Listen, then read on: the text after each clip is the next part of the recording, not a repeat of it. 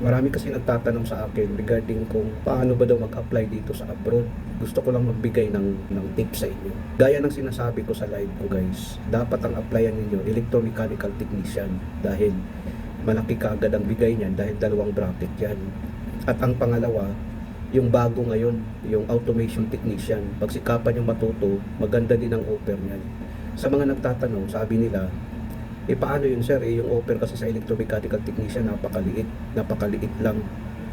Ang sagot ko dyan guys, huwag yung tanggapin.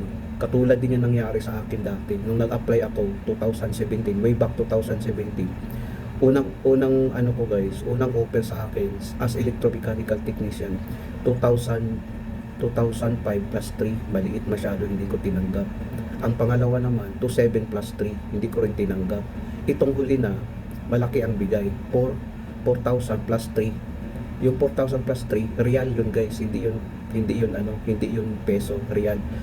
Dati nung unang offer sa akin 2005 plus 3, 2,500 real plus 300 food allowance. Yun ang ibig sabihin nun. Tapos naman yung 2007 plus 3, 2,700 real tapos 300 food allowance. Hindi ko rin tinanggap.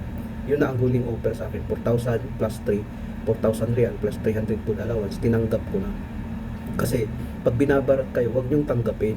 Ngayon ang tanong dyan, ano namang trabaho na nagagawin ng electromechanical technician? Sa pagkakaalam kasi ng mga Arabo dito, pag sabihin mong electromechanical technician, marunong ka sa electrical, marunong ka rin sa mechanical. Yun ang pagkakaintindi nila dito. Bali dalawang bracket yun. Instead na mag-hire sila ng mechanical, ikaw na lang ang i-hire nila.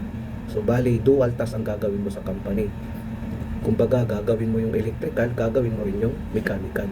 Yun kasi ang gusto ng mga amo dito sa Saudi Arabia na dual task ang gagawin mo. Regarding naman doon sa automation technician, yun ang latest ngayon dahil mostly kasi dito sa Middle East, dito sa Saudi Arabia ay gumagamit na ng PLC at saka HMI.